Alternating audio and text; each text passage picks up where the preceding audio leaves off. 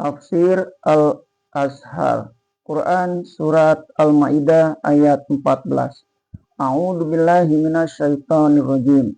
Wa minal ladzina qalu inna nasara akhadna mitsaqahum fanasu hazzam mimma zukiru bihi fa aghrayna bainahumul adawata wal baghdha ila yaumil qiyamati wasawfa nunabbi'uhumullahu bima kanu yasnaun.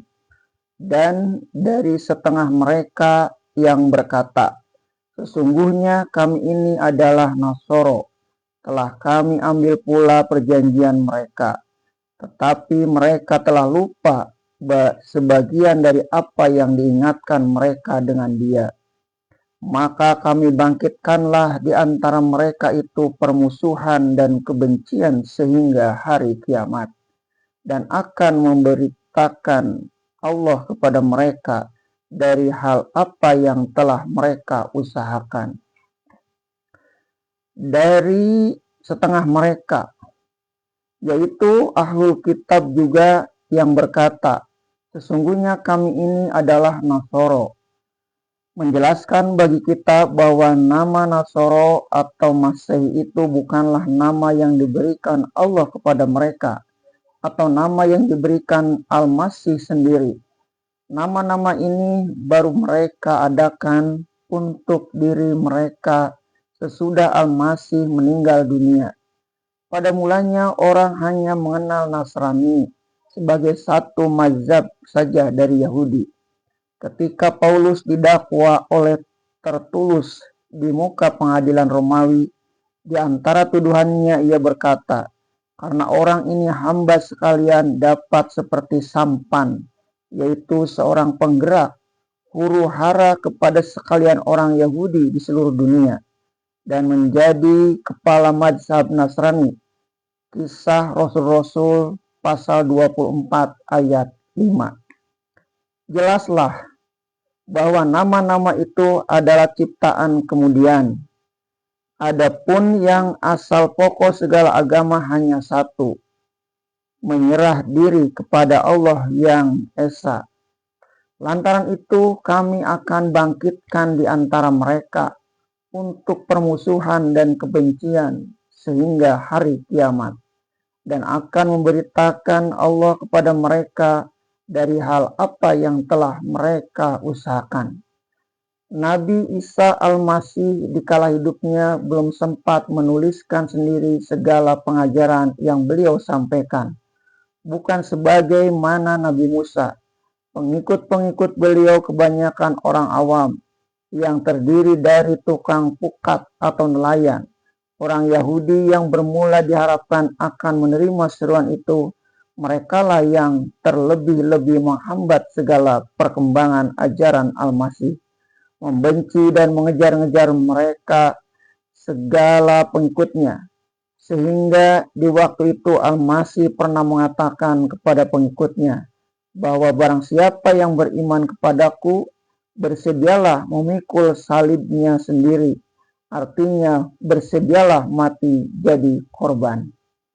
Mereka sejak semula tidak mempunyai suatu kemasyarakatan yang kuat untuk mengatur dan menyusun ajaran beliau menjadi sebuah buku tuntunan, bukan sebagai Muhammad SAW dengan Al-Quran yang dikala beliau hidup pun sudah mengangkat beberapa orang pemuda penulis wahyu.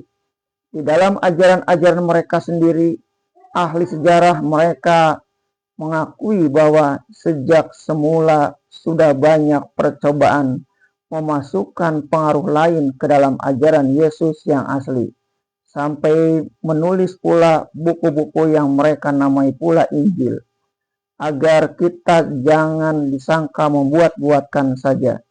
Di sini kita salinkan sedikit apa yang ditulis oleh Joachim Armia, orang Jerman, yang berjudul Kata-kata Al-Masih yang tidak terdaftar, disalin ke dalam bahasa Arab oleh Dr. Izzat Zai, halaman 10-12. Di antara lain, Dua hal yang patut kita letakkan di hadapan mata untuk diperhatikan sebagai hakikat yang pokok dari hal berita Injil dan penulisannya. Masanya lama sekali bahwa segala ajaran Nabi Al-Masih, baik kata-katanya atau mujizatnya atau tentang hidupnya dan kisah-kisah yang tetap tentang kematiannya dan kebangkitannya kembali dari kubur, semuanya itu adalah diriwayatkan dari mulut ke mulut. Di waktu itu juga ketika Kristen telah tersebar di Suriah, Asia Kecil dan Yunani, kisah-kisah berita Yesus itu menurut pengetahuan kita semuanya masih kisah mulut ke mulut. Dan beginilah keadaannya sampai hampir 35 tahun lamanya.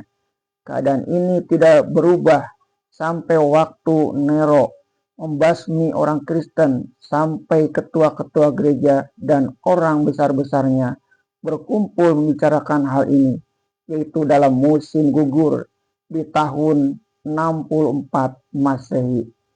Ketika itu tiang-tiang agung gereja telah banyak mati dan syahid. Di antaranya ialah Rasul Petrus yang mati disalib di Taman Patisisan. Mulailah mereka memperbincangkan dan mengingat-ingat apa yang dikisahkan oleh Petrus tentang hidupnya sendiri bersama Al-Masih dan percakapan Al-Masih dengan dia dan mukjizat Tuhan Yesus yang dia lihat, dan tentang dia sendiri memungkiri Al-Masih sampai 3 kali di malam Kamis yang dia dihukum itu di hadapan majelis pendeta-pendeta Yahudi. Dan orang-orang yang berapat itu tidak lagi mendapati orang lama kecuali Yohanes yang bergelar Markus, teman Rasul Petrus yang berkhianat kepada gereja, yang telah lari di zaman penyiksaan itu, akan mencatat apa yang masih dia ingat dari kata-kata Al-Masih dan ajarannya. Maka dituliskanlah oleh Markus berita selamat itu secara ringkas dengan memakai namanya sendiri. Maka itulah kisah yang paling tua yang ditulis tentang Al-Masih. Menurut keterangan penulis ini, alasan kebenaran beritanya di atas itu diambilnya dari apa yang ditulis dalam sejarah gereja Lysapius.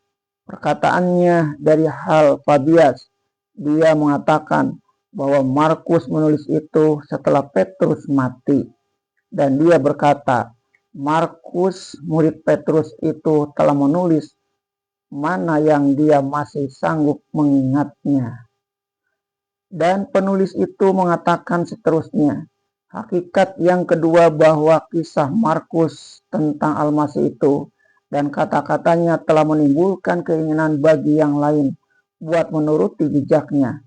Maka tidaklah heran kalau berita selamat itu diselidiki kembali dan dibuktikan bahwa ini belum cukup. Lantaran itu mulai pula lah yang lain mengikuti dengan lebih terperinci. Maka timbullah berita selamat yang lain mengikuti jejak-jejak Markus, seumpama Injil Markus dan Lukas, dan yang lain berbeda lagi dari itu, sehingga tiap-tiap daerah kekristenan telah mempunyai Injil sendiri-sendiri yang dipakainya dalam gerejanya sendiri pula, sehingga sebelum masuk abad kedua telah terdapat bilangan yang banyak dari berita-berita Injil yang tentu saja menimbulkan kekacauan dan keraguan. Dan bertambah lagi kekacauan dengan timbulnya golongan kaum Genesis dan yang menamai diri mereka kaum sarjana, yang bermaksud hendak mencampur ajaran Kristen dengan agama yang mengelilinginya. Mereka pun membuat serentetan Injil Basilibis, Injil Thomas, Injil Filipus, Injil Jua. Maka setelah dilihat oleh gereja bahwa hal ini berbahaya sangat, mulailah gereja memutuskan penyelidikan atas dasar-dasar kebenaran semuanya dan menolak nama yang tidak ada dasar sejarahnya, dan ditetapkanlah hanya 4 saja yang sekarang terkenal itu, dan dianggaplah yang lain itu sebagai berita-berita yang terlarang dan ditolak.